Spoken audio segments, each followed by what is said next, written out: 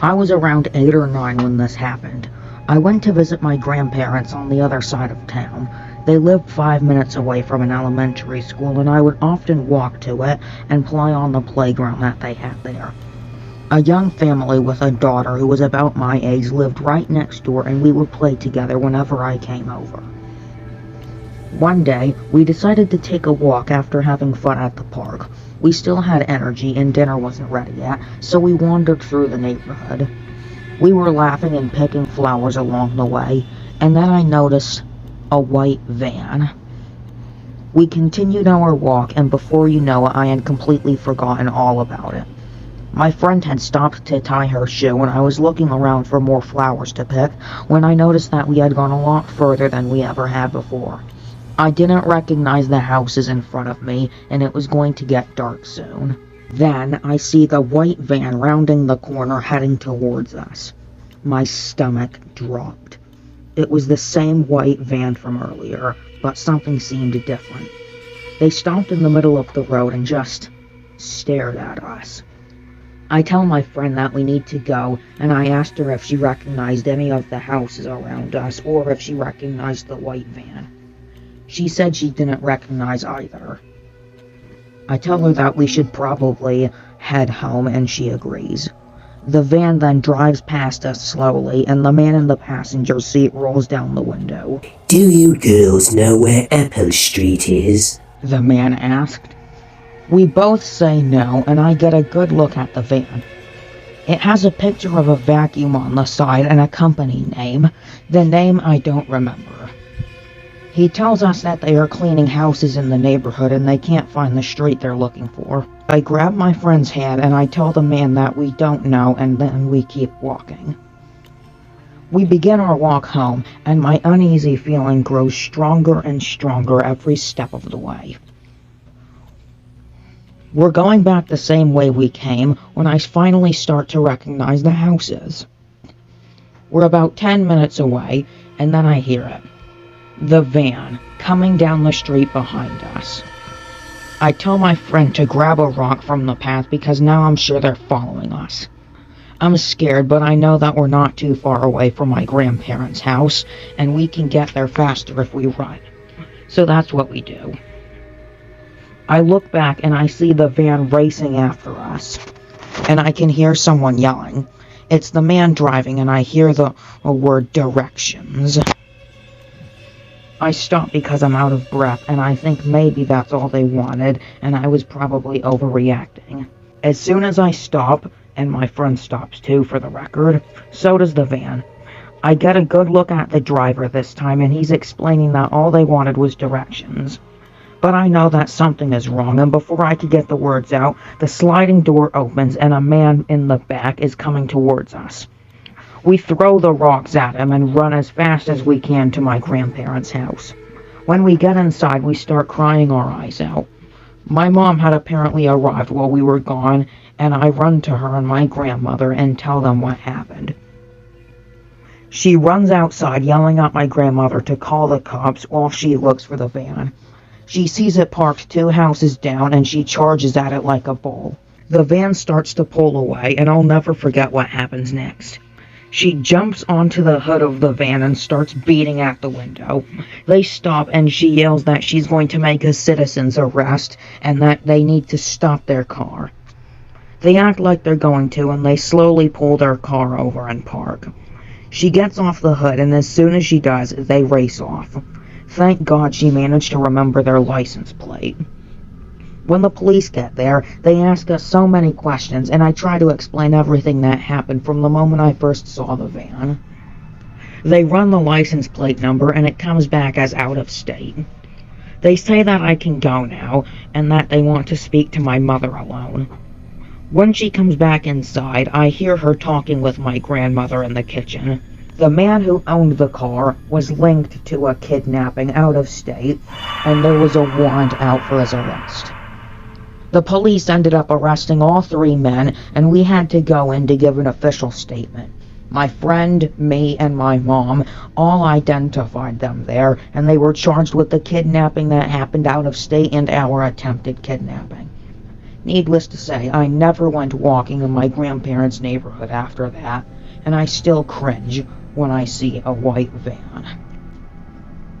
When I was a freshman in college of 2018, a guy who I will call Ron began stalking me. I met Ron through one of our mutual friends, who we will call Chris, because they were in a school club together.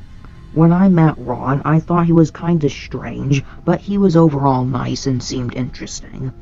He claimed to be Slavic and had an accent to back it up. I just thought that he might seem weird because of a cultural difference or something. I go to a school in a rural southern area, and I figured the cultural shock between here and wherever he was from was a lot to handle. Anyway, we exchanged phone numbers and texted frequently for a couple of weeks. On October 3rd, a friend of mine and I went to a show on our campus. We weren't out super late, but it was dark when the show ended, and we began walking back to our dorm. I had been texting Ron a bit during the night because he was unable to get a ticket. He wanted to know how it was. At some point in the conversation, I mentioned that I wanted to grab some orange juice on the way back to my dorm.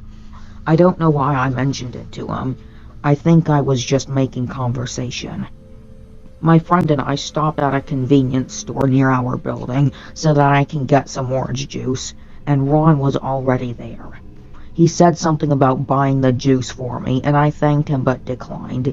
He got kinda angry and started to walk away, which was odd to me, but I let it go. My friend and I walked out of the store, and we saw that he was standing outside. Our dorm was actually right across from the building that the convenience store was in, so he saw us entering the building. My friend and I parted ways, and I walked up to my dorm, which was on the second floor of the building, facing the convenience store. I kick myself for doing this now, but I went to my window, opened it, and yelled down to Ron when I saw that he was still standing there. I apologized for declining his offer to buy juice for me, because I felt like I had been rude. He stood below the window, and he started talking to me about random stuff. I ended up going outside to sit and talk to Ron for a little bit, because I felt bad for being rude earlier. While we were outside, he didn't say anything of note, and he was acting pretty normal. It got cold out, so he asked if we can go inside to talk. I said sure. At this point in the year, I had had several guy friends over to my room just to do work and chat, so I didn't see an issue with it. And things started out normally, but they quickly got scary. Out of nowhere, Ron basically turned into a different person when we were alone in my room. He stopped blinking, he held eye contact super intensely, and he was laughing in this really low, creepy way. On top of that, his Slavic accent disappeared. That's when he told me he had lied about being Slavic, and that he's native to our state that our college was in. He got increasingly more creepy, and there was nothing I could do about it because I had a single room my freshman year. At that point, he grabbed me in a hug and wouldn't let go until I said, "Let go of me, right now," at least 3 times. He told me he had done a lot of bad things and that if I wanted to put him in jail, he could give me the names of the people who have evidence against him. He said he hates Jews and black people and everyone until they gave him a reason not to hate him. He said a lot of weird, nearly sexual stuff to me as well. Like he went on and on and on and on and on about how showering alone isn't fun and that it's better to be with another person and that he'd be willing to do that if I wanted to. Keep in mind, this guy had a girlfriend and he even acknowledged that. He even said that he would pursue me if he wasn't already in a relationship, and that freaked me out. He asked if he could sleep in my room, and I said no, and I used that to tell him that I was ready for bed and that he needed to leave. As he left, he said, "Do you want to know how unsecure the locks on your door really are?" He also pulled out a few IDs out of his wallet, all of them with different names. I closed the door on him and looked through the peephole. He stood there, looking at the door for an uncomfortably long time before leaving. After that, he called me multiple times throughout the month, always at weird times. He started appearing everywhere around campus where I was. The friend who had introduced us, Chris, actually started walking everywhere with me because he noticed Ron following me around and lurking around corners when I couldn't see him. Apparently, he was around me a lot more than I realized because Chris began carrying a knife whenever we went places. Ron was everywhere. He would come up to me and put his arm over me and whisper stuff like, We need to talk. whenever he saw me. For a while, he would lurk outside my dorm, but that stopped all of a sudden one day. I found out that Chris had told the RA about Dawn and that he had been banned from my building. I hadn't done that myself because I thought I was overreacting. I wasn't overreacting. I blocked him on my phone and he hasn't contacted me since. He did apologize to me one day on campus last semester when we ran into each other, and I was actually willing to accept it and move on, until recently. So here I am, 2 years later, and everything that happened with Ron has come back up again. I found out recently that he has a history of stalking women, like an extensive history, going back at least 5 years. I met another one of his victims who he stalked before coming to my university. She had gone to a community college for a bit, and he stalked her, while he was also a student there. He followed her to our university after apparently being suspended from the other one for 3 separate stalking incidents that were linked to him. The victim and I met, and they told me something worrying. Ron is currently an RA on our campus, and she was one of his residents. When she told the residential office that Ron had stalked her in the past, they told her all they could do was have her move dorms, which she did. They then said they couldn't do anything to discipline him because the stalking didn't occur at our university. She and I both reported our experiences with him to the residential office, who then tipped off the campus police, who then spoke to the dean of students. The thing is, though, when I gave his name to the residential office, they had no idea who I was talking about. He had given me a fake first name and a fake last name. I had to do a lot of searching to find his real name. I knew he was sketchy when I first saw the 4 separate IDs in his wallet, but I didn't ever think he'd given me a fake name when I met him. After talking to the residential living people, I talked to the police. When I talked to them, they didn't seem to care about what I had to say. Actually, the officer who I spoke to talked over me while I was explaining the times he followed me and said that he'd heard all he needed to hear. I spoke to the dean of students, who asked me some clarifying questions about the police report he'd received.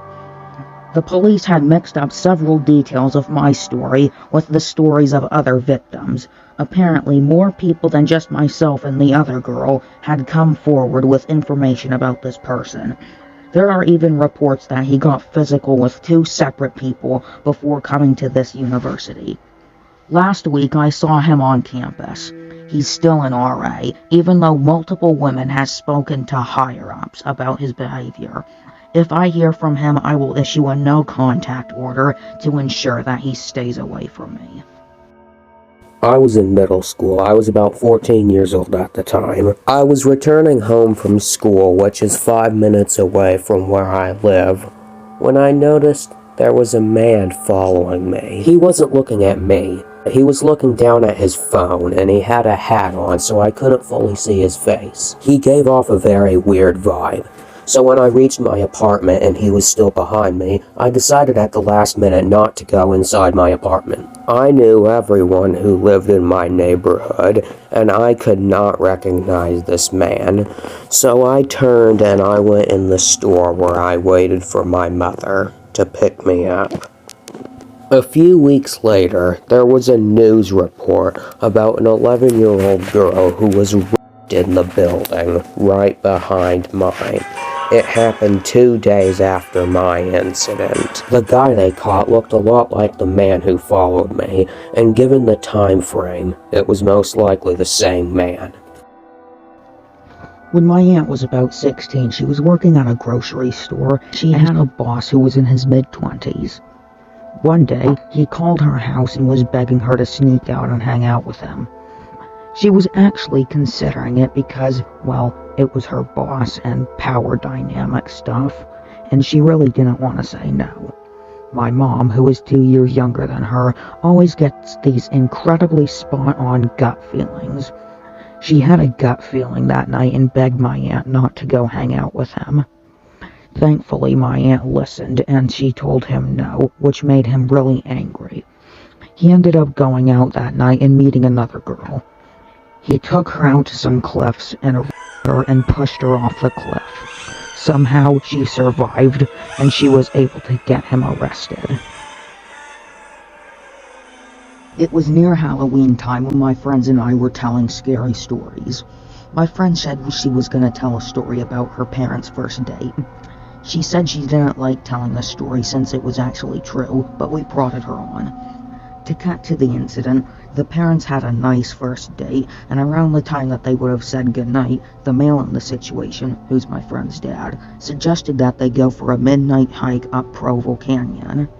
He apparently knew the place since he had done a fair amount of rock climbing in the area. So the two drive up to the mouth of the canyon and they get out of their car and start hiking under the light of the stars since it was a new moon. At some point, the male starts getting a bad feeling since the pathway ahead, which would pass under some trees, would be dark. And because it was getting quite late, he ignores the feeling and presses on. Sometime later, the feeling comes back to him. He ignores it again and he started walking a bit of the way into the trees when his foot hit something soft in the middle of the path under the trees. It was too dark to see what the object was, and the feeling came back stronger than ever. Instead of finding out what his foot had bumped into, he and the female both just ran out of there. Years later, after being married for some time, they were watching an interview with the serial killer Ted Bundy. In response to a question asking him to describe the time he felt the closest to getting caught, he explained about the time where he lured a girl into Provo Canyon and had just killed her when he heard some people coming up the trail. He explained how he hid in the trees just in time, only to watch some guy walk right into the body, and for some reason, just turn around and walk away.